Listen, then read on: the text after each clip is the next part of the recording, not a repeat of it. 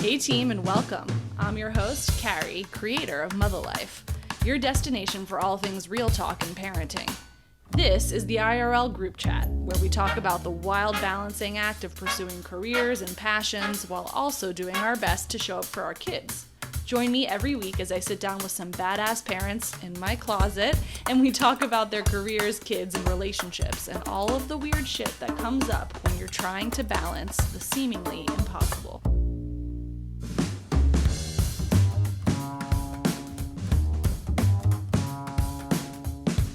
Our bodies are wild. First comes the sheer pain of coming into existence, the hurting mouths caused by teething, the aching bones caused by growing.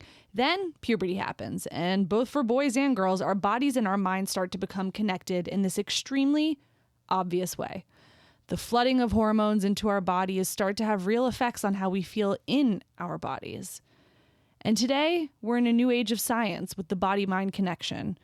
You have medical doctors talking about stress and its impact on things like autoimmune diseases. You have others still exploring the connection between your gut biome and your mental health. We're realizing that untreated UTIs can lead to a form of psychosis, that having babies can fuck with our heads in unspeakable ways, and none of this is woo-woo fringe science anymore. It's mainstream, good medical practice now, according to the most well-respected medical journals out there. As someone living with an autoimmune disease, I have become very dialed into the whole mind-body connection and how it has an impact on our overall health, both the good and the bad. And not just for myself, but for my kids. I've become increasingly observant of how it's all connected, so I can continue to heal myself while also hopefully giving them the tools to do the same down the line. Today's guest had me thinking a lot about the mind-body connection and the power of healing ourselves.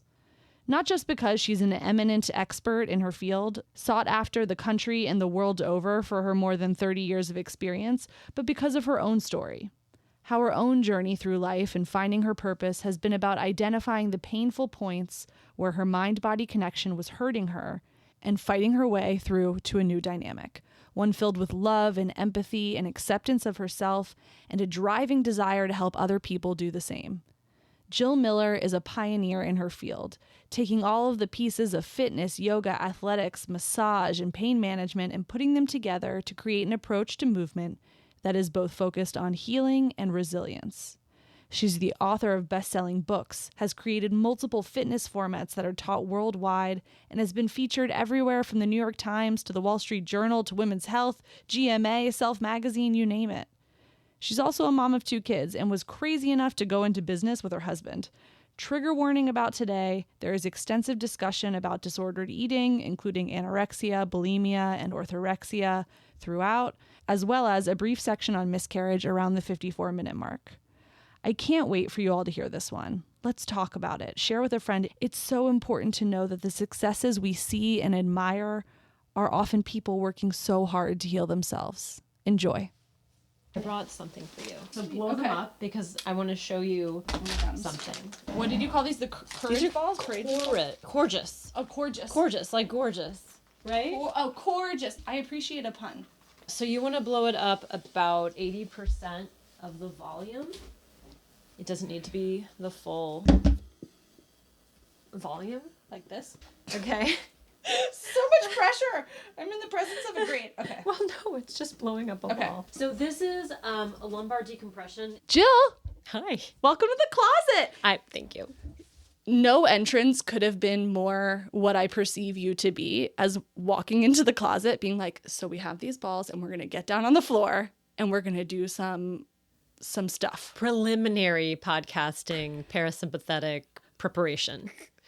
I love it. Because so much I laugh because when people come in here, there'll be like these little things that they do where I'm like, oh, I don't even know you. And that is so you. Oh, right. Right? I couldn't have scripted that for you. Well, it was good for you and it's good for me because it relaxes me to teach. Yeah. It's also my absolute favorite rollout. And so we have a bi-directional benefit from doing it. We have to start with little Jill, get to today. Do you remember her, little Jill? Oh, my goodness. Well, we had a 3.5-year-old over at our house yesterday was Memorial Day. Yeah. So that definitely brought back little Jill because my kids are now 8 and 11. Oh my God. I think every age your kids are obviously makes you deeply reflect on who you were at that time. Yeah. But then when you like have an even younger kid bouncing off your children, and then you see, for me, how incredible they were with this 3.5-year-old. And I'm like, I must have done good mothering because they were so good with this kid. Yeah. Like, so that was very validating for me yesterday. But that's the today Jill. But the little Jill, how far back? I mean, we're going to start with, you were born in the South. yeah, I was born in New Orleans. You were born in New Orleans. And what was New Orleans like at that time? I mean, how long did you live in New Orleans first? Oh, you want all my early childhood memories? I'm gonna ask you so many things. Okay. You're gonna be like, Carrie, what are we doing here? But I promise it's all gonna make sense. All right, I identify as a Gen Xer. I am Yeah. 53 years old. So I lived in New Orleans from 0 to 6 years old. We moved right before I finished kindergarten. We actually left a week before kindergarten was over. Woof. Do you remember that time of life? Yes. I have a terrible memory, so I don't. I have like snippets from being kindergarten age, but I don't remember much. I remember loving school. I remember loving my kindergarten so much. I loved my teacher, Mrs. Watson. I loved the little letter books we had because they had this glitter and you could trace the letter. I remember getting to cut up bananas for snack time because every day there was a snack time. Very If Montessori. you got to be the banana cutter. It was like high level teacher's helper. I think I remember one friend only because years later, it turns out we were both on the teen week of Wheel of Fortune. This woman, we were teenagers, and I don't know how we figured out that we had been in kindergarten together, but it was wild. So she became later in life friend, but I wouldn't have remembered her because we left New Orleans, and really I never got to refriend those people that were just extracted from the city. And yeah. So that's rough. So you left not optimal timing. No, my parents were in the middle of a not nice separation. So it was very shocking. And suddenly I was living in Florida. Yeah. My parents had a not nice separation and I was in Florida the whole time for it. I'm so sorry for you. I was only in Florida for 1.5 years. I do not claim Florida people. I was there the whole fucking time till I left for college. It's a very interesting place to grow up. But so was New Orleans for very different reasons. So do you remember, obviously New Orleans is associated with being one of those places in the US that has a lot of like culture and music and vibe. Do you remember any of that as a child?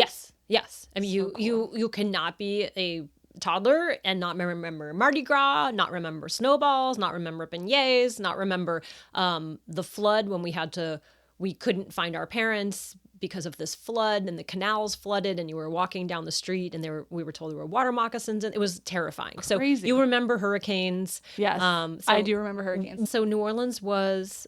luckily my mom moved back. So we went to New Mexico after Florida. So my mom remarried in Florida. We went to Santa Fe. And so I ended up really growing up in Santa Fe from age 7 to 17. So most of my childhood, I remember very clearly there too, because that also was full of another messy divorce and a lot of chaos. But then she moved back to New Orleans to just lick her wounds, move in with her father, and rebuild a life back in New Orleans. So I have new roots in New Orleans because of that. That's amazing. Yeah. Now, Santa Fe, also, reader, Jill does not present as Jewish, but I have in pre-interview uncovered the fact that she is indeed Jewish, a member of the tribe with her blonde hair and blue eyes and fair skin. These are highlights. Okay. No. Even if they weren't, Jill, I feel like... So growing up in places like New Orleans, Santa Fe... Were there lots of other, were you part of a Jewish community or was that not part of your sort of identity growing up? Oh, yeah. No, my mom is super highly involved. When I was a kid, we went to Hebrew school. We didn't have a choice. It was going to be a bat mitzvah or nothing. Bat mitzvah or bust. Santa Fe was complicated because there were only about 300 Jewish, identifying Jewish families when we moved there. And I know that is actually total BS because there are so many hippie, homesteader Jews that populate all over that area. But the Jewish community at the time when we moved there had about 350 families that were members of the synagogue. And so my mom was, super involved. I was a bat mitzvah there. And Maybe by the time we left, it had doubled. Yeah. Like, because they had built a whole new building. But my mom in New Orleans, New Orleans was interesting because New Orleans used to be a port of entry. So you had Galveston and New Orleans were ports of entry, as well as Ellis Island. Yeah. But New Orleans closed. I can't remember what year, but I know that there were a lot of Russian emigres or Ukrainian emigres because that was my people were, pogromed out of Kiev and ended up coming through New Orleans. Same. Well, not New Orleans, but Ellis Island. Okay, right. Yeah. different port. So it's just really interesting. So there was a large Jewish settlement throughout New Orleans, and there were a number of different congregations. And so my mother now is super involved with the Jewish community back in New Orleans. She got a master's in historical preservation, and she ended up becoming... Oh, she's in it. Yeah, she ended up becoming the president of many different congregations, and now she's the head of the Chevra Kadisha. So she's been involved for the past, I don't know, ever since her mom died. So about 25 years she's been involved. And so the Chevra Kadisha, for those that don't know, are the group of women that bathe and clothe and pray over the dead. So you have a group for females, you have a group for males. So my mom's in charge of the females. So she's always getting calls whenever... What a job to take on. Right, and it's all volunteer. Yeah. And she just loves it. She describes it as the same feeling she has about birth. She just loves being able to help this body being passed to the next life or whatever that is, with the type of care that one deserves. So it totally chokes me up thinking about her doing that because she feels like she didn't have a chance to say goodbye to her mom or father. I mean, there's a lot more drama with how they passed, but she's a do-gooder, and she's amazing. And also for those of you who are not Jewish, this is like a really on-call job because when somebody passes away in the Jewish tradition, they try, if barring high holidays and stuff, to be interred within 24 hours. Right. This isn't like you have an option of planning something a month later. It's like happening right now. So you're extremely on call if you're doing a job like this. Yeah. That's a lot. Yeah. How old is she? 80. Yeah. She's still out there. Oh, she's amazing. Yeah. Yeah. Huh. Wonder where somebody gets that from. Oh my gosh. No. It's all octane. We're just running on fumes all the time. And now we hear there's a nasty divorce, early childhood. Was your dad in the picture after that, or? Yeah, not? Dad was always in the picture, but it was, in and out. He relocated from New Orleans to the place all doctors want to live, which is Southern California. And he was a doctor? Yeah. What kind of doctor? Infectious diseases. Oh, interesting. Yeah. So he went down to like the Solana Beach, Del Mar, La Jolla area, and doctored down there. Why do they all want to go there? There's loads of like medical buildings and medical biotech companies and stuff there. Is it just because it's nice? It's so nice. And then I think maybe big picture, my dad really has a passion for the science of infection. And, that's where the Jonas Salk Institute is, the Scripps Institute. Yeah. I mean, these are things that have made Earth habitable, you know? Yeah. So I think maybe in a bigger picture, maybe there was a draw there. And was your mom working when you were growing up, working out of the home? So my mom was an educator. She was a special ed educator, and early childhood years, it was just easier if she didn't work. Yeah. For being able to child rear.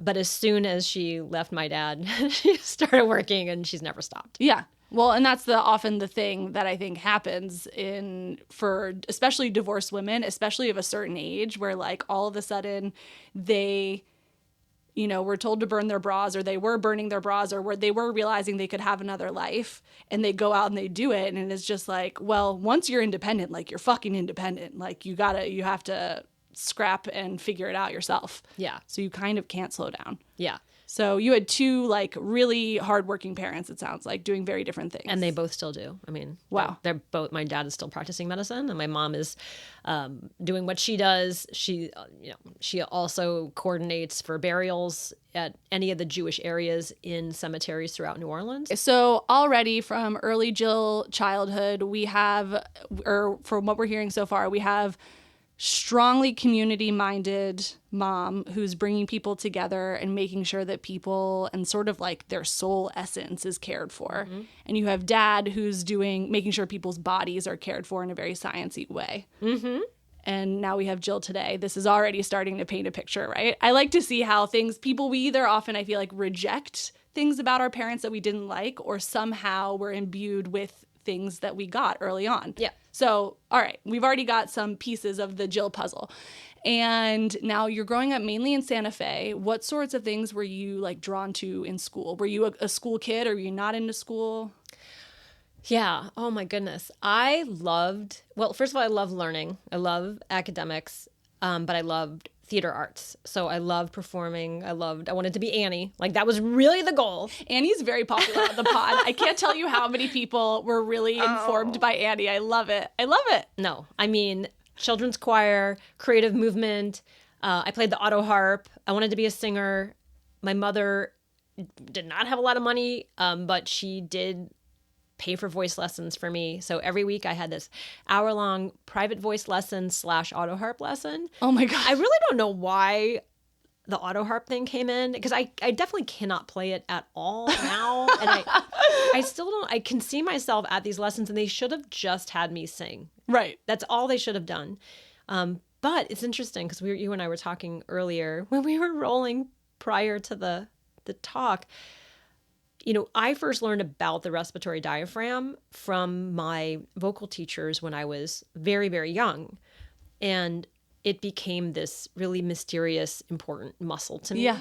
But that's one of the ways I first learned about the diaphragm. But the other way that I learned about the diaphragm from a very young age, I mean, these things have stuck with me my whole life, and it's my whole career now, is my mother is a severe asthmatic. And so I do remember waking up to ambulance sirens, you know, in the middle of the night in New Orleans, taking my mom away because she couldn't breathe.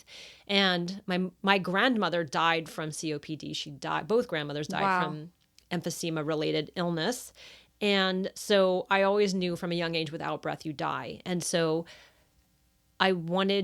this was just a need to explore type of thing. But of course, when you're doing the type of practices that I do, slow, deep breathing transforms your mood. It changes your perspective. It changes state. It changes your stress. But all of this goes back really to this pursuit of the diaphragm that I picked up at this young age. So I was saying to Jill before we started recording, and I didn't give you the context for this, Jill, I have a terrible voice. I would not say that is a skill set of mine. But sometimes I go down these rabbit holes on Instagram or TikTok of watching people in a voice lesson, which is a whole thing, and watching them be coached by somebody. And the diaphragm, I'm like, where the fuck is my diaphragm? Like, we're talking about a diaphragm. Maybe this is why I'm a terrible singer, because I have no idea where mine is. I have no idea. But you said that a lot of that's like more myth than fact in terms of how we talk about it. Oh, for sure. For sure. Well, yes. I wrote a 430-page book about it. She has a Bible. She has a Bible. We'll take a picture of the Bible for everybody so you can appreciate how Bible it is. But so I appreciate that. And guys, if you're listening and you're a vocal coach, there's a really great book for you to read. It might help you talk to your singers about their voice. Oh, 100%. I have a lot of vocalists and people that work in the vocal training community that do this work, follow this work, use it with their students. Cool. It's life-changing. It's postural changing. It's sound changing. All the things. Resonance changing. But if I didn't have that vocal training at that young age, I don't think I definitely wouldn't be in the space that I'm in now. But also, if my mother hadn't had this chronic disease, I wouldn't be interested in what I am. Yeah. Because you love your parents. You want to save them. And of course, she hasn't read the book. Of course not. Parents don't read books we write. I've written one, and certainly nobody in my family has ever read it. Ever. Okay, so you're interested in a bunch of artistic pursuits. Oh my gosh. Performing artistic pursuits. Yes. All of them. And it sounds like there wasn't a lot of money to go around, but your mom wanted to support your dreams in whatever way she could. My mother, I think she's so old-fashioned in some way. She's like, I want you to be able to tap dance on Broadway, which I think is the dream of It's a Jewish mom thing. Yes, the son will be a doctor and the daughter will tap dance on Broadway. So tap dancing wasn't really my passion, but I loved dance. And when I went to college, I pursued all of the performing arts, dance, singing, acting at Northwestern. That was it. She was full on about it, but I had to get straight A's. And if I got a B, I got grounded. Sure. So I was going to ask what was sort of, because it sounds like you were with her most of the time in terms of your childhood, being raised by one person who was married at the time or no? No. She did have a second husband. They started a business together in Santa Fe in the solar industry. Like efficiency type stuff? Yeah. So we tinted cars. We put that dark tint on car windows, but we also tinted house windows, and we did special types of heat saving shades and that sort of thing. So I learned to measure windows at a very young age. I'd go out on calls with them. I would work in the showroom. I would get like $4 an hour for putting postcards on car dashboards. Nice. Or inside the windshield wiper things, or hang on door handles. That was great. I loved earning money working for them. It was great. And then that business unfortunately failed. It went bankrupt because Ronald Reagan came in office. Motherfucker, this fucking guy. Destroyed our life. Sorry, I know this isn't a political pod, but like this fucking guy. It tore our family apart in such epic ways. And we lost our home. We moved into, and by that time my stepfather had felt like a failure, and he took off in the middle of the night with just a very small stock of traveler's checks, which was all the money we had.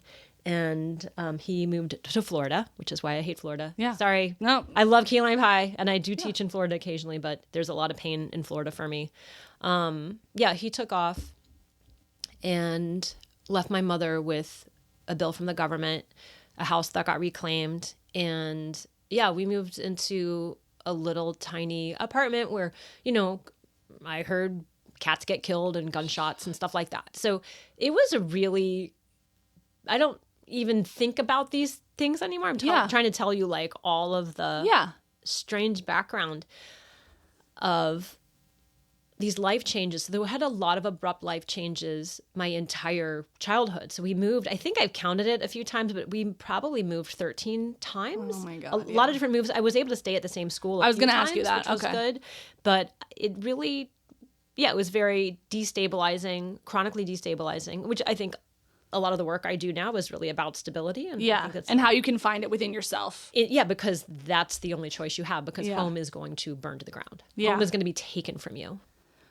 Woof. I mean, I can't even imagine. And also what a unit you and your mom must be because of the things that you've gone through together. Well, I mean, for better or for worse. Also just the planning, like we would get calls from bill collectors every night. She coached me on how to answer the call.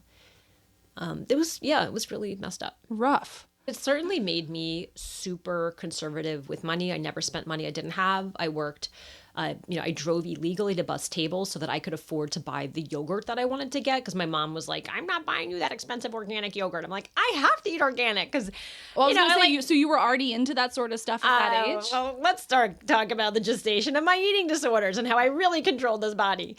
I mean, I think it does stem from all that instability. And so I spiraled. You just wanted to be in control. Absolutely. I spiraled unbeknownst to myself into these, body-based ways of trying to take control of my life, because it felt so out of control all the time. How old were you when that started? Oh, gosh. Well, I was a chubby kid, and I was really short, big, thick glasses. Get the picture? And I loved theater. I was that kid, very sedentary.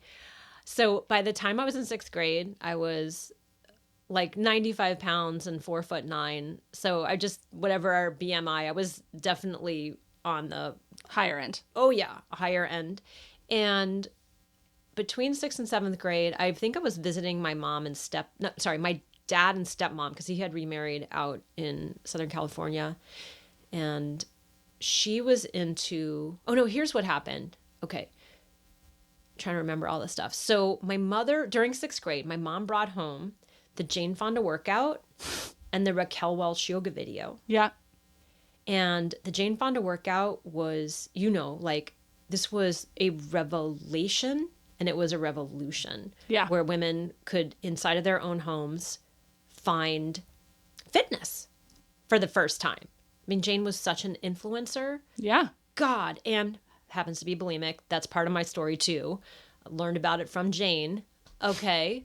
So Was she talking about that? she was on a show called 2020. Yeah. Do you remember 2020? Yes, of course. And they did a profile on her. And at one point, she talked about her bulimia. And that was the first time I'd ever heard that you could eat and then throw it up. Like she was talking about it as a cautionary tale? Yeah. And you were like taking notes? That's a great idea. Right. Yeah. Terrible. I love her. Yeah. I mean, I just absolutely Well, love and her. I mean, she's turned out to be just like, she is mother in so many ways in terms of what she does for the planet and just advocacy and women's rights. She is a pretty hard badass. So I started to do the Jane Fonda workout, which I was totally out of shape, but like it was amazing. Like I started to get into my body. And then the Raquel Welch yoga video was the other video that my mom brought home. We started doing them together and she lasted about 4 days, but like it lit me up. So the Raquel Welch yoga video, for those of you who remember, was called True Beauty. And she was wearing an army fatigue bikini. You can actually find this on YouTube. I'm totally going to look it up. Yeah. And she's like driving in a Jeep on the beach and she's got like a camouflage like color hat. But it was actually Bikram's first series. Oh, So wow. Bikram is a very contentious yoga professional that actually doesn't live in the United States because there's so many lawsuits against him. Yeah. But anyway, she like basically ripped him off and then he later sued her, of course. But that's what was on that video. Like repeated positions and holding, sort of? Well, or the he heat? patented his sequence of position. Okay, yeah. Like you can like choreography, right? Yeah. So he patented it, and so he would come after anybody that would Do those same positions in the same order. exactly Got it. exactly. So I did those videos, and then the summer between 6th and 7th grade, I'd visit my dad during the summers. And my stepmother was really into aerobics, and she actually took me to the aerobic studio she went to. And I ended up losing a lot of weight. And then I just pretty much stopped eating. I stopped eating enough to maintain, and I just became anorexic. By the time I was in 7th grade, I was just bony. Did your parents like get what was going on? Nope. No. I hid my body in big clothes. And I'm sure they saw. I'm sure they didn't have a context for it. Yeah. And I don't know how I was able to get away with it. I don't remember big fights about my body, but I do remember at one point seeing my body in the mirror and seeing a skeletal girl. And I think I just ate enough to not set off alarm bells. But I didn't get my period until I was almost 15. And I know that had to do with how just being tortured I was. undernourished. Undernourished, yeah, absolutely. And so at what point did you realize like maybe I've taken this too far? I think I remember seeing myself in the mirror and just having I need to start eating again. But in the meantime, I'm reading. This is now called orthorexia. I'm over-exercising. I'm under-eating. I'm compulsively reading about nutrition, trying to learn. I also restrict by being a vegetarian and make it really difficult on my parents, especially when dinner time comes around or whatever. But I'm preparing my own food. So it was kind of off of them because I took control of preparing my own food. They didn't have to. And that was part of like, I'm going to earn money so I can buy the food I want. And by this time, also my stepdad is gone. So all of this calamity like happened around the same time. So this term is new to me, orthorexia. Do you feel like, as somebody who is on the internet for your job, do you feel like there's a prevalence of this now? It just feels like I've never heard the term, and like light bulbs are going off in my head because I feel like so much of what's being served right now is about like optimization, but actually it kind of sounds like this. Like it's like how to like eat in a deficit but feel full while you're exercising this much and you're doing all this stuff. It kind of sounds like this. Have you noticed that at all? I mean, I am not a mental health professional. Sure. And so this is all entirely opinion. Yeah. But the obsessive self-focus on body shape, nutrition, aesthetics, health is absolutely a mental health issue. Yeah. And when it gets to the point where you can't have a conversation about like kind of anything else other than health, and this is not like, oh, you're a hypochondriac. No, this is about this excessive optimization.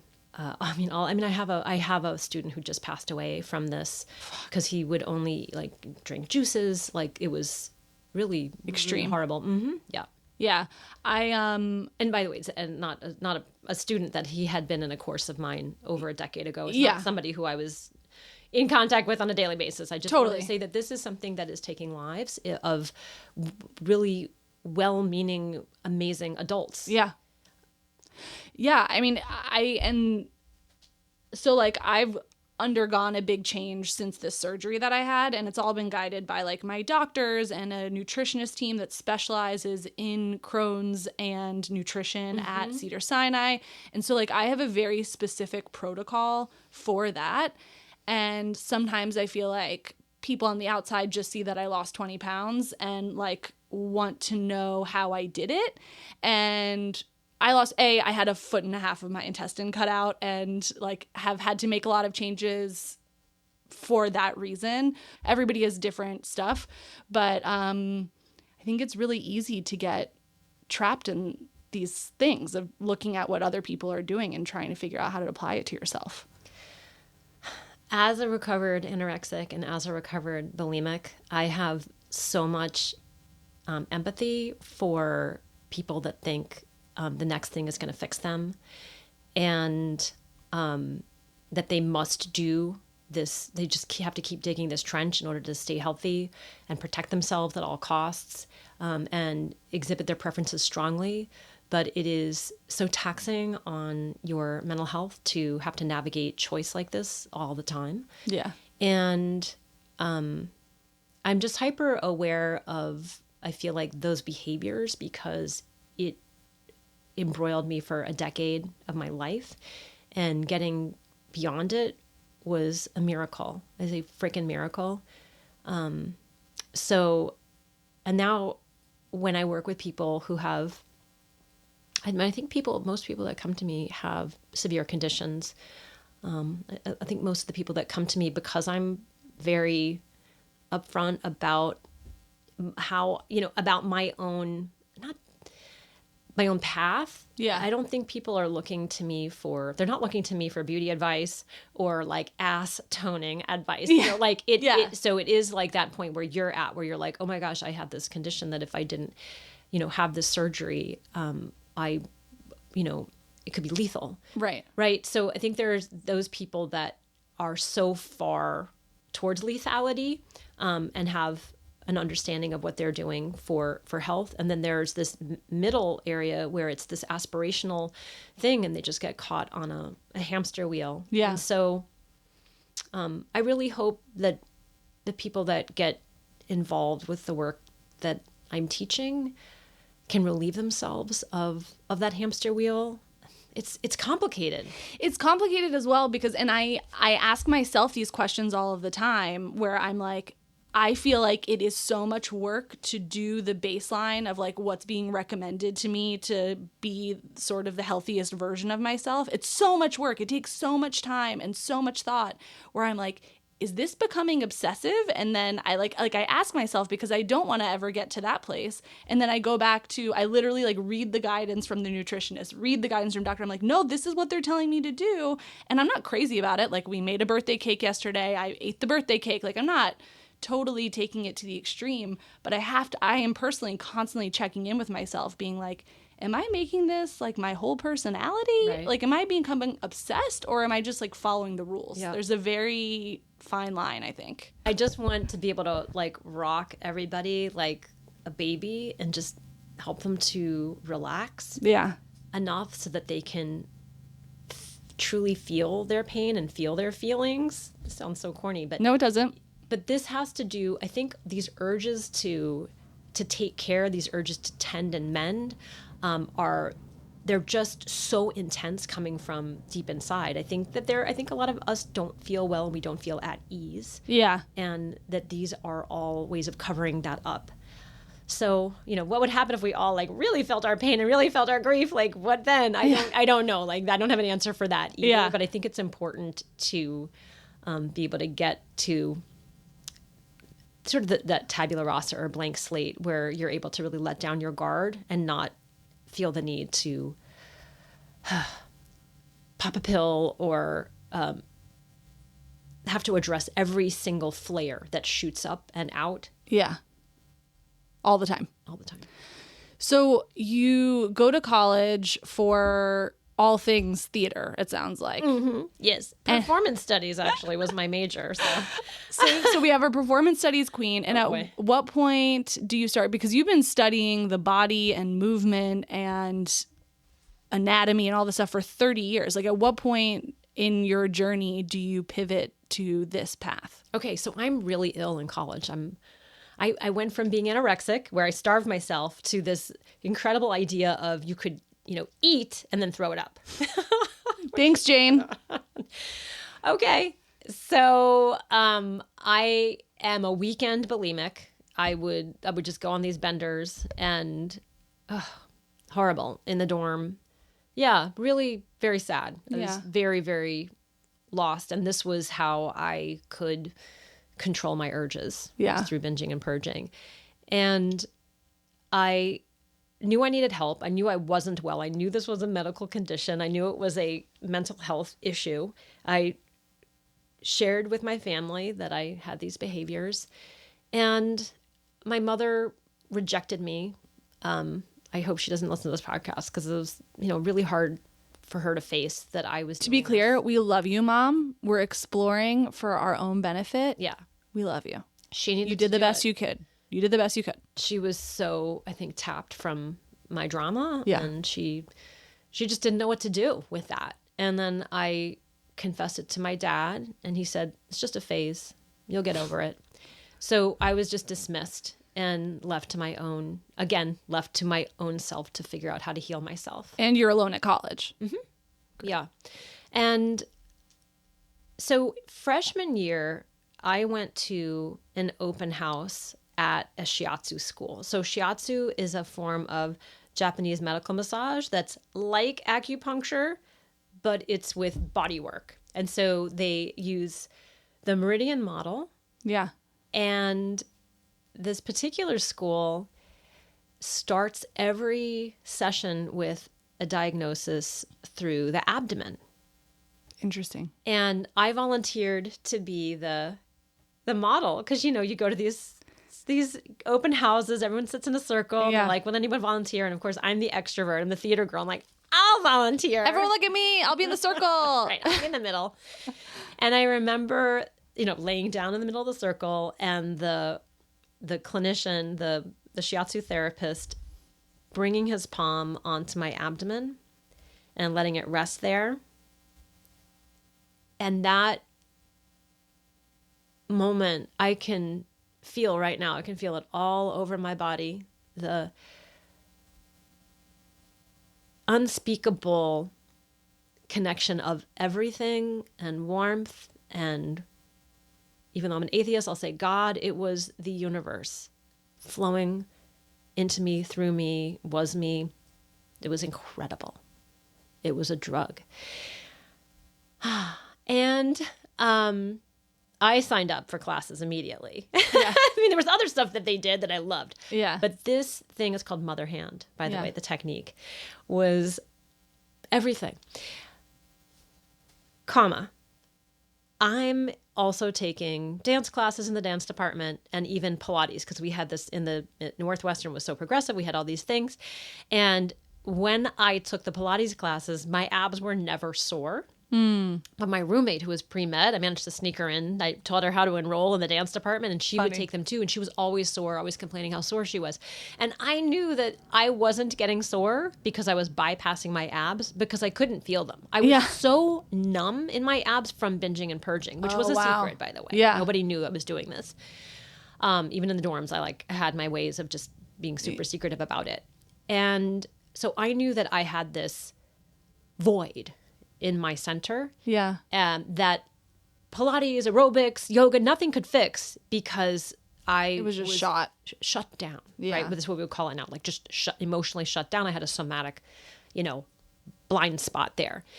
And so going to this open house and having this feeling of warmth and totality and this amazing feeling from the palm was like a revitalization, right? Like refertilizing my body and being. So there's a lot of information here. I ended up going to a yoga center, because I would go to like yoga classes outside of the school because I loved yoga. Been doing Jane Fonda and Raquel Welch, but I really loved the yoga. Yeah. So I would go to different yoga schools. I'd take the L train and find different places, open houses, free things or not. And I confessed to this one yoga teacher that I couldn't feel my abs, and that I knew it was a problem, and I thought it was connected to being bulimic. Yeah. I confessed all this stuff to this teacher.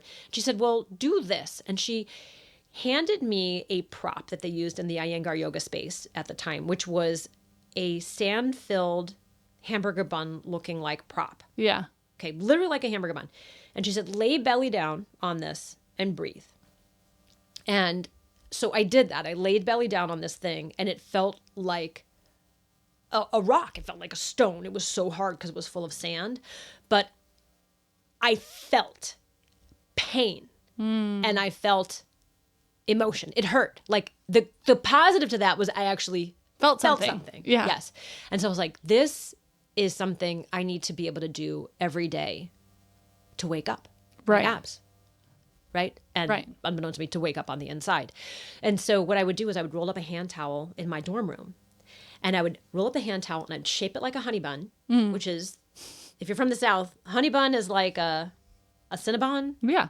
kind of thing. Yeah. Delicious. So I roll it up into the hand towel, shape it like a honey bun, and my roommate is asleep in her upper bunk, and I'm moving this around my abdomen at different strategic places and just doing deep breathing every single morning and coming alive. Slowly but surely, because talk therapy wasn't working. But this is how I found my way to myself and found my way to heal and be able to finally stop the behavior. Because when you're bulimic, you have to be able to stop throwing up and get past it enough so that you can see. Anyway, so it's a much longer story, but like the short version of it is I came into this closet with you and I brought you 2 Courgeous balls, but the Courgeous ball... It's Courgeous. Yes. is this air-filled rubber ball. And that's what I ended up ultimately discovering was the right tool to be able to manipulate my viscera so that I could wake up the connections between my insides and my brain and befriend my body again. And so this tool was my deep therapy that, my mental illness was body-wide. It wasn't just stuck in my head. I finally was able to hear what my body was screaming for. The lack I felt, the hole I felt, the nothingness that I felt. It finally started to bleep. There was like a little bleep from my inside, like a submarine that had been lost. And that was me deep inside. That was the little girl deep inside who wasn't met, was torn from homes, was bankrupt, was just confused. Yeah. But pushed to be the best academician she could ever possibly be, to get into the best school, to get as far away from her parents as she could. Right. A very driven little girl who didn't take much time to take care of herself along the way. Yeah. And when, at the time that you were doing all this, was like fascia popular? No. I feel like... In one community it was. So during college, so I started to study this massage, and I ended up getting involved in like this really like alternative community, like super alternative like groups. We'd go out and like drumming and like rent land, and it was crazy. and I'm doing work study. By the way, I'm not affording any of this. This is all work study. I'm volunteering to be able to be at these places. And I end up working at this place called the Omega Institute for Holistic Studies, which is a retreat center in upstate New York. And I'm living in a tent for the summer and doing work exchange, selling toothpaste to like Deepak Chopra and You're welcome, Cash. Deepak. Yeah, and like I remember him walking into the store, and I'm like, "That's Deepak Chopra." And like he bought, I don't know, like an alarm clock, like one of those battery power. I don't know. It was fantastic to have these experiences. Oh, fascia. Okay, here we go. Of course it was fascia. I know. Well, let me drop some names on your podcast while we're at it. Okay, so Deepak, you're welcome here anytime. Yeah, that would be amazing, right? The closet. Yeah, you could see all the clothes. He'd be fine in the here. Robes. He would do great. It would be chill. It's all about you. I mean, it's all about across the table from this woman, this vibration, this quantum vibration. So, I met my teacher at Omega. His name was Glenn Black, and he really became my lifelong mentor in body work and movement, yoga movement. And he would talk about fascia. He would teach these classes, and I attended every single one. I was obsessed. He was unbelievable with his hands, with his intellect, with his monkness. So Glenn talked about fascia. It was also a very prevalent word in the Rolfing community. And it's just like those bodywork circles, they just really intermingled. And so I think that came into the classroom a lot, that term. But while we were doing yoga, and he would be very disappointed in how we were performing asana, he would have us get down on the ground and do body work on each other on the body parts that were clearly not propriocepting well. So proprioception is about body sense. So if you're not sensing your body parts well, it's really hard to do asana or any exercise well, right? Your form sucks. Yeah. And so doing the body work on each other would bring our attention so directly to these body parts. And then we would get back up and we would do asana again. And all of a sudden we were so connected. And this is, way fast forward, I ended up creating this program called Yoga Tune-Up that integrated therapy balls. So you would do this massage on yourself, because teaching people at a Gen Pop gym center to rub each other was not going to fly. So I managed to do a hands-off version of this and created this Yoga Tune-Up. But that fascia word for sure incubated in me in my late teens, early 20s when I was working at the Omega Institute. And then I just kept pursuing more anatomy studies and yoga studies. And Dissecting bodies. And by that point, my discernment was so good. I had this medical doctor dad. I've been looking at medical journals my whole life. And so I was able to find my way into, I would say, very, very, very well vetted teachers or anatomists, organizations that shared this information. So cool. Now, through the backdrop of all of this, your personal life, are you dating? Oh my God. Disaster. Were you you dealt with a lot of shit growing up. Were you interested in dating, or were you staying away from it? Were you boy crazy or girl crazy, or the other way around? Boy crazy, 100%, and just not a good long-term partner. You weren't, or they weren't? I wasn't. I just didn't know how to be a good partner. I think I also had a really bad picker. And I had a bad picker. I love that. Yeah, for sure. I love that. Yeah. I didn't have a model of a healthy relationship. Yeah. So I had no gauge at all. And I would go through droughts of like a year not dating anybody, and then just dating because I wanted to so badly. Yeah. And yeah, making a lot of really horrible mistakes. I dated a lot of older men for a long spell. I couldn't snap out of the daddy thing. Sure. Oh, yeah. And when does your now husband enter the picture? Okay. So here we go. So I was 34 and I had been doing online dating for and I was killing it professionally. When I say killing it professionally, I had started traveling all over the United States, teaching my approach. I was doing things that nobody else was doing in the yoga space. I was really making a name for myself. And I wasn't an entrepreneur. I didn't know what the word meant actually, but I was an entrepreneur. Like I was building 100%. this. Yeah. And I was dating somebody through online dating. That's how I was meeting people. And I thought it was going really well. And it turned out through a massage therapist who worked on me and worked on his fiance. Oh, no. I started because I was telling my massage therapist about my new boyfriend, and he happened to be the massage therapist for this other man's fiance. And he's the one that told me, look, I think you are dating somebody who's dishonest. And anyway, long story short, I didn't know I was the other woman. Oh, fuck. And it was not that long of a relationship. I don't know, 4.5 months, but it felt like, oh, this is going to go somewhere. Right. And when that relationship fell apart, I went to my therapist and I was like, I'm done. I'm done. Call me cat lady. I'm out. I can't. Yeah, it was horrible. And she was like, no, you were dating a phantom. Go put your profile back online now and send it to me. It was very behavioral. I like that. Right? Yeah. So, but the one thing that was miraculous about that relationship falling apart was I was like, I knew I was at my bottom. Like I wanted love so badly. I had to find a man who was even more desperate for love, that he needed 2 women to love him. Like it was such a bottom for me.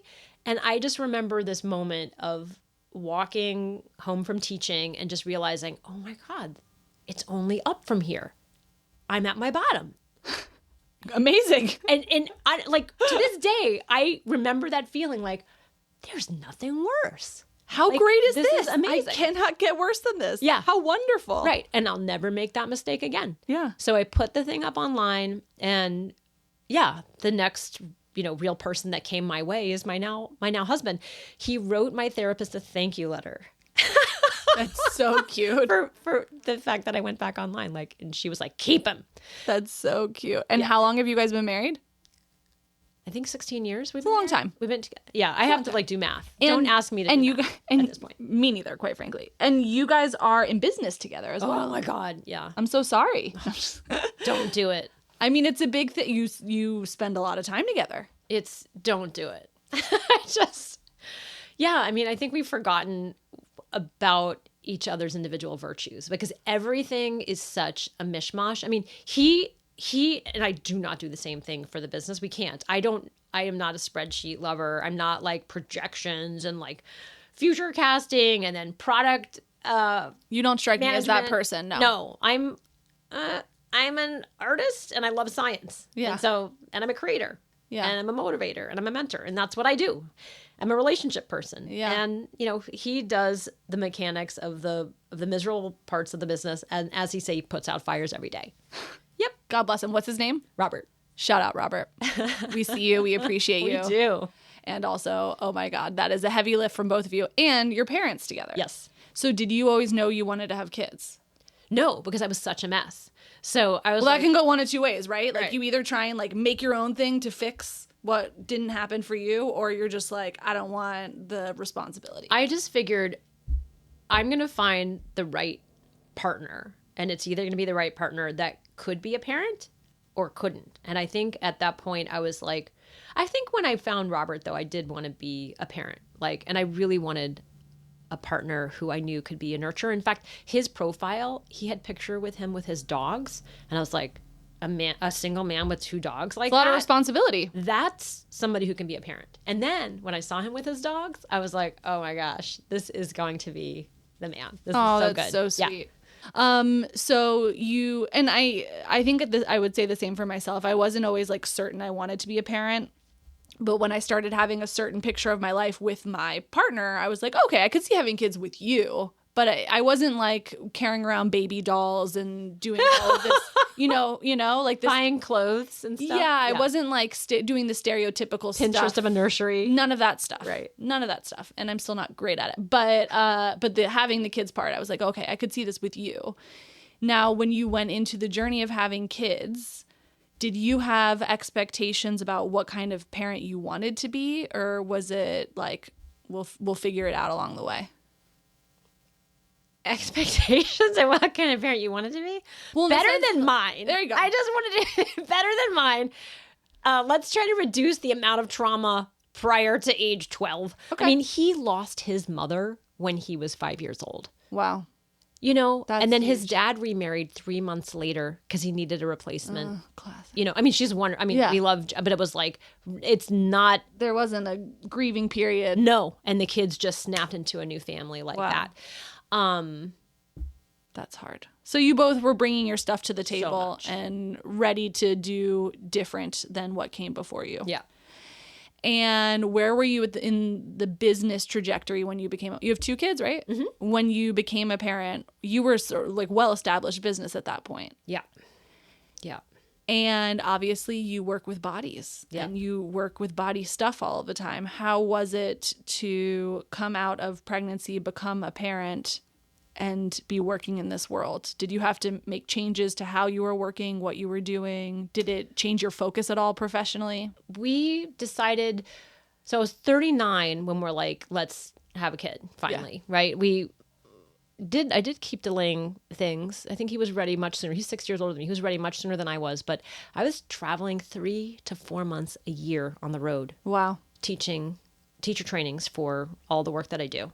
I mean, it was a lot, Yeah. back and forth. And I would be gone for 10 days at a time because my teacher training was like 7 days. And it was not a big deal because it was like, we're building this business. And so that was my life for many years, for 7 or 8 years. teaching And on as the you said, road. also the teaching part really feeds you. Yeah. You feel great doing And it. the business needed it, Yeah. right? Because that's how we touch bodies. Yeah. You know, this is our business is so much word of mouth, and teacher driven, classroom driven.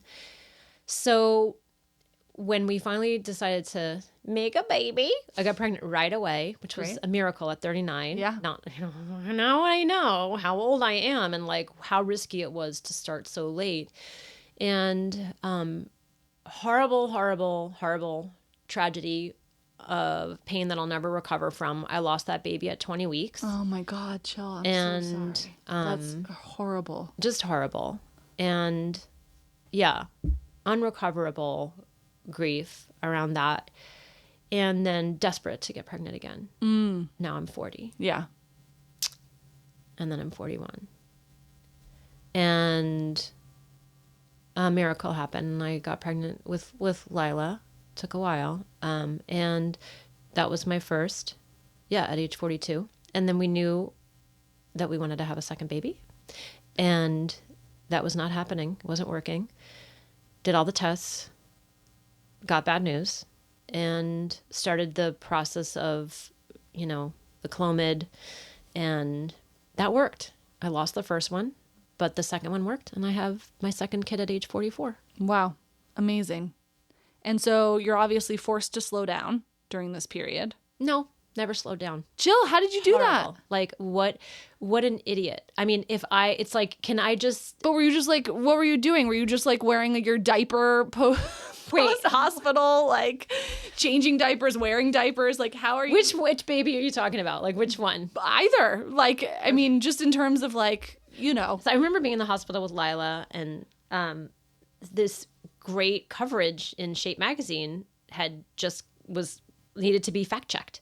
And they had a deadline for me about the fact checking. So I had to do fact checking on this article in Shape Magazine about my work when I was in the hospital. Things like that. When you're an entrepreneur and you are the driver of your entire business in terms of the knowledge keeper. yeah. There was no other option. So I had to do, and so that like was torturous fact checking. I mean, fact checking. Sure, You're a writer, like I would 8 questions about whatever. But you have to be able to think critically and remember how to spell, and Totally. hard to do after you haven't slept for a day and a half or whatever. And anyway, so those are those kinds of things. But I think I took kind of 6 weeks down, but we ended up, hiring somebody to help me at the house. And we were all at the house, like the office was at the house. So I had somebody to help me at the house. And I was writing a book at that time, my first book, The Role Model. And so I would nurse her while I was writing. And that's how we did. And the other thing is I did teach, and that was complicated, but I would write in, I called them milk breaks. into my teacher trainings. And so I would have our nanny, drive little girl over to the studio, and we bought what I called milk curtains. They were shoji screens, and I would screen myself off in the classroom and I Wow. would nurse her. Amazing. Yeah, I literally found like a number of my course outlines where it would say, milk break and written in because mama writes the rules. Yeah. I didn't want to pump. I was like, no, I'm going to nurse her and I'll feel great because you feel like amazing. You get that oxytocin rush and it worked out. And my students rolled with it. Nobody was weird about it. Nobody had, wrote in the feedback form, Jill was too much of a diva feeding her child when she should have been teaching. I gotta say, your community doesn't strike me as the type to be super judgy about such things. No, and they got every hour they paid for of the instruction. It all worked out. Now, at this time, you're doing a lot. Are you just like running on adrenaline? Like, I mean, are you and your husband happily loving each other during this period? Are you like arguing? Which period? Just the postpartum period is so hard. God. I know this is a while ago, but it's so hard. And you're doing so many things and you're working together. And there's a pressure that you're the face and driving force of this whole business that's paying for the lights being on. The mounting resentment is building up in my body just listening to you describe all of that. Yeah. Of wanting to be able to check out and not being able to. So I'm hearing all of your questions and I'm like, there is a lot of rage in me about that I didn't unplug and take as much of that time out. But there's also this part of me that is pathologically producing. And I'm saying this is a pathology. Like this is not a healthy thing. Yeah. And it's interesting that I teach recovery. Ha ha ha ha. Those who can't do teach Jill. And this is I'm trying to learn what I need. Yeah. Right? I've been trying to learn what I need my whole life. And then I share that because it's like when I do apply what it is that I know, it is that same moment when I'm on the mat at the shiatsu school and I have that complete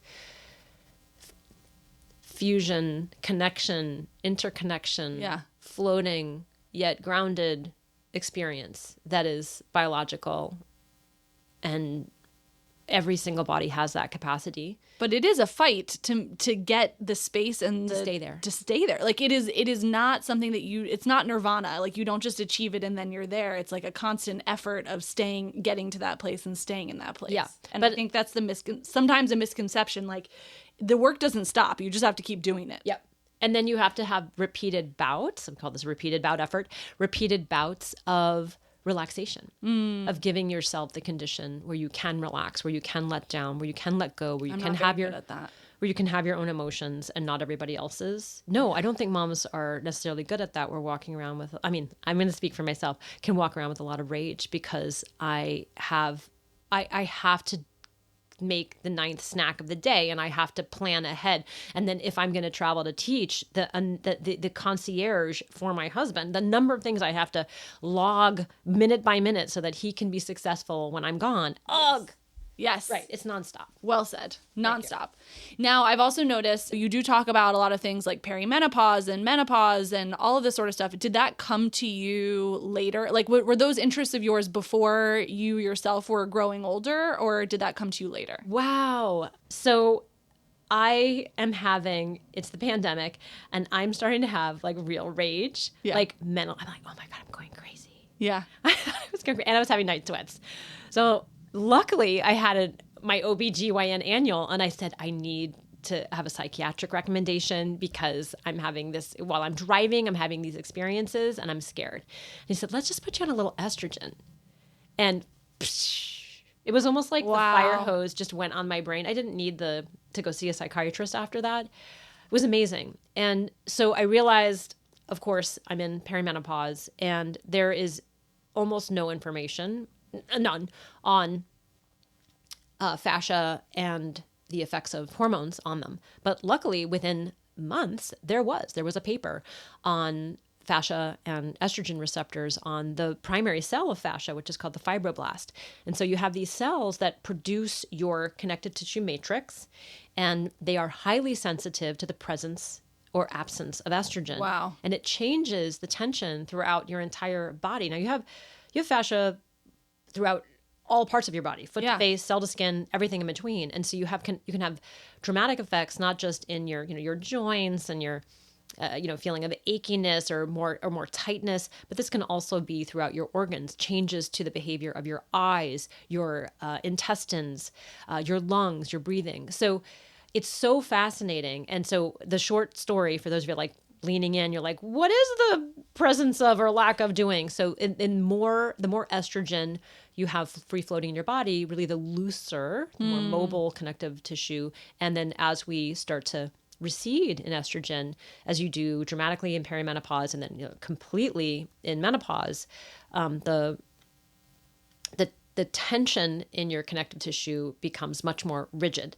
And so we can suddenly have aches and pains for no reason at all. Wow. But I think a lot of these areas where we pop up having pain is probably there might have been prior injury decades ago that we were unaware of. We rolled your ankle, but it's like it's healed, but all of a sudden in the presence of less fluidity in the connective tissues, it just feels stiffer and there's more friction and you start to develop these arthritic conditions. There's so much more to say about this. Yeah. But so I've always been fascinated in pain and injury in perimenopause and menopause, even prior to entering it. But I mean, once you start experiencing your own symptoms, there's nothing like that to really drive your interest and drive your study. Yeah. And encourage the researchers to just keep going in the way that they're going so that we get these answers. Wow. Okay, so I have one question from a listener. The question that I got was about, quote, fascia smashing, or the idea that like after you work out, the importance of sort of foam rolling. Now, how important is it to do that sort of work? When should you be doing it? That's the broad gist of the question. Oh my gosh. Okay. So for the listeners, I just want to let you know that there are so many resources that I have contributed to that cover way more details than I'm going to be able to share. And I can put a lot of stuff in the show notes. But this is a subject matter that's of such interest to me. I wrote about it for a medical textbook called Fascia Function and Medical Applications. So I am going to give you no pressure, Jill. We're asking really broad strokes. We can roll prior to exercise. We can roll post-exercise for many different reasons. The benefits of rolling prior to are an increase of range of motion. So it's like, oh, I feel really tight and I can't even like reach overhead. Well, if you roll that tissue and not hurt it, you're not rolling to hurt it or to elicit pain. You can roll actually very gently, and they will change a number of different factors in the tissue. I won't go over all of that, but the net positive is that you increase your range of motion and you increase your brain's ability to dial into that area. So what we found with rolling is we can get actually more force production out of the muscles that are rolled. So if you want to get more benefit out of your workout, roll ahead of time so that, and especially those quote unquote tight spots or spots that are numb, that don't seem to really be feeling, that you don't really feel well or sense well. So those are areas that we can enrich our proprioceptive feedback, right? Our body sense feedback. And then that can help to boost our motor control of those areas. So that's a very, very good thing. Also, there's also a transient and temporary erasing of pain. So if you have an area that's painful, sometimes it's not that the area itself is damaged, but our brain remembers pain. And so we can get some transient changes in our pain perception, and that will allow us to move more dynamically, more fully, and quote unquote optimize our workout, to use a terrible word from earlier in the podcast. Yeah. And then for post rolling is really great because it helps to move fluids out. So if you've done a really intensive workout and you have a lot of you're going to have a lot of hypertrophy, you're going for muscle gain, but we also have a lot of fluid accumulation from damage that happens when we're going for broke or going for PRs. And so rolling afterwards is very good for helping to get fluids back into the lymphatic channels. But it's also very good for exciting parasympathetic features. What is that? So exciting the relaxation recovery response. So that's going to help you to sleep better that night. And sleep is really where our repair happens. Also, rolling has been shown, either before or after, rolling has been shown to reduce delayed onset muscle soreness. And so that's a really good thing, because so that means that tomorrow you You're might not be able walking to, around like a scarecrow. yeah, and so you might be able to be more apt to do more movement the next day than you would have if you hadn't done the rolling. So these are a number of the benefits, but there are so many, and I would encourage you to, look at my materials. I'm gonna share everything. I do have one last question. I'm just using my privilege as this being my podcast. Your own kids and their movement and their exercise and the parenting of them in this world, given your own journey with like body stuff and food stuff and where you've landed now, how do you navigate that all as a parent to younger kids, watching them be people in the world? Yeah, well, one thing is you see that each kid is their own universe, and that they come out with their preferences and their tendencies and their ways of bonding that are completely different than you. Shocking to see that People are different people. They're not all outgoing and communicative. And why are you so stonewalling all the time? So they're very, very different personalities. But one thing I'm epically curious about is human movement. So watching them and knowing that there were certain triggers that I could things I could do to trigger certain reflexes in them to make sure that I had that I'm making little monsters that can move really well. Yeah. And so I never, quote unquote, taught my kid to walk. I never helped them walk. I literally watched them struggle with it and I'd maybe move something out of the way. Let's go to formal exercise instead of the informal. But the informal is I try to have my children ranging as freely as possible in as safely as possible way. And learning, we never actually put safety stuff on any of the cabinets. We let them open the cabinets and take things out because they loved doing that. Just open it, take things out. Not knives, because the knives weren't inaccessible to them. But I really just let them play and explore.